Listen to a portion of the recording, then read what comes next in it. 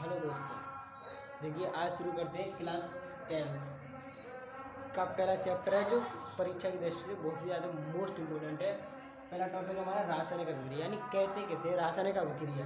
जैसे सीधे सीधे समझेंगे, जैसे हमारा एक है Na+Cl, यानी दो तत्व हो गए हमारे, एक हो गया Na, एक हो गया Cl। ठीक है, अगर इन दोनों की क्रिया कराएंगे तो हमारे पास क्या प्राप्त होगा, NaCl। यानी दो तत्वों की क्रिया करके एक हमें क्या मिल गया, कंपाउंड। यानी इसकी रासायनिक अभिक्रिया की सीधी सीधी परिभाषा ये है, दो तत्वों या दो यौगिकों को मिलाकर एक नए यौगिक का निर्माण होता है, उसे क्या कहते हैं, रासायनिक अभिक्रिया कहते हैं। ठीक है दोस्तों, आगे बताते हैं यानी ये अभिक्रिया कितने प्रकार की होती है। यानी रासायनिक अभिक्रिया हमारी 4 प्रकार की होती है। यानी क्लास 10th में ना 4 प्रकार की अभिक्रिया बताई गई, जो चारों ही बहुत ही ज़्यादा इम्पोर्टेंट है। यानी इस बार, पिछली बार और उससे पिछली बार बहुत ही बार पूछ चुका है पेपर में। जैसे नंबर 1 है योगात्मक अभिक्रिया।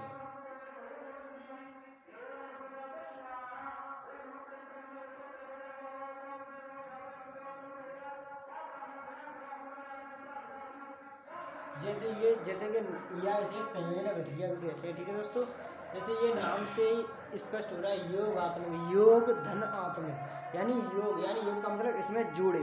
जैसे कोई तत्व है ना, जैसे C+O2 LCO2, यानी दो तत्व आपस में क्रिया करके एक नए तत्व का निर्माण करें, उसे क्या कहते हैं, योगात्मक अभिक्रिया कहते हैं। ठीक है दोस्तों, यानी दो अलग तत्व आपस में क्रिया करके एक नए तत्व का निर्माण करें, उसे कहते हैं हम योगात्मक अभिक्रिया। या इसकी जगह पे हम कोई दूसरा एग्जांपल ले सकते हैं, जैसे H2+O2, इसकी रिएक्शन करेंगे तो क्या प्राप्त होगा हमें, 2H2। यानी दो तत्व, एक हाइड्रोजन एक ऑक्सीजन, आपस में क्रिया करें, क्या बनाए, 2H2। यानी जो हमारा ये है ना CO2 यानी कार्बन डाइऑक्साइड और H2 यानी जल, ये कौन सी विक्रिया में आएगा, यानी दो तत्वों को मिलाकर कोई एक यौगिक, नए यौगिक का निर्माण करें, इसे क्या कहते हैं, योगात्मक अभिक्रिया कहते हैं। ठीक है दोस्तों, आगे हमारे आगे की है ये वियोजन अभिक्रिया, उसे देखते हैं। जैसे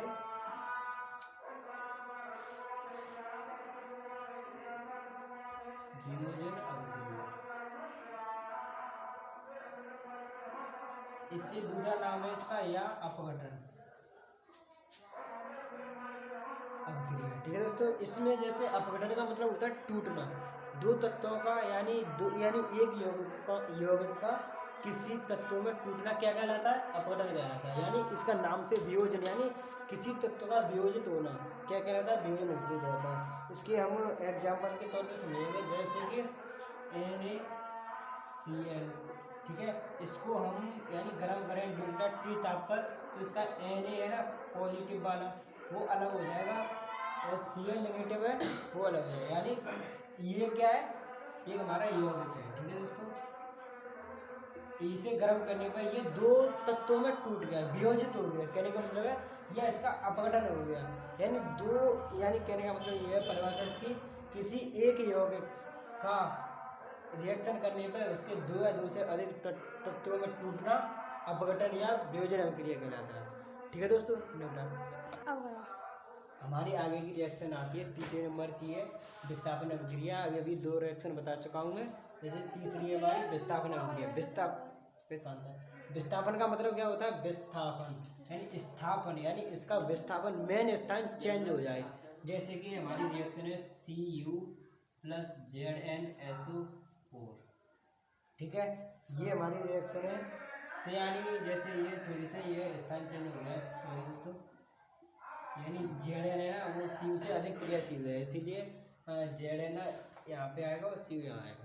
ठीक है, यानी इसका मतलब जैसे रिएक्शन समझना है हमें, और कुछ नहीं है। ठीक है, जैसे Zn Cu से अधिक क्रियाशील है, तो यानी जो Zn है Cu को यहाँ से विस्थापित कर देगी और अपन खुद SO4 से क्रिया कर लेता है। जैसे ZnSO4 और प्लस हमारा क्या रहेगा, Cu।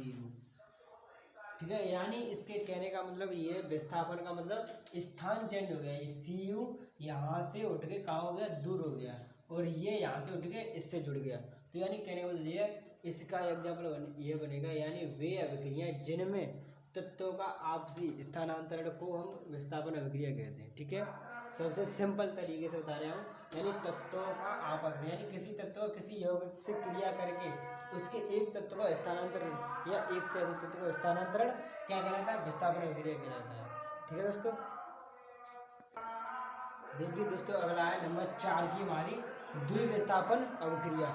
विस्थापन यही है, ठीक है। उसके बाद द्वि यानी विस्थापन में हमारा क्या था ना, ZnSO4 से किया गया, यानी सीयू को विस्थापन, सीयू का जो स्थान था उसे विस्थापित कर दिया था, यानी अलग कर दिया था हमने सीयू को, ठीक है दोस्तों।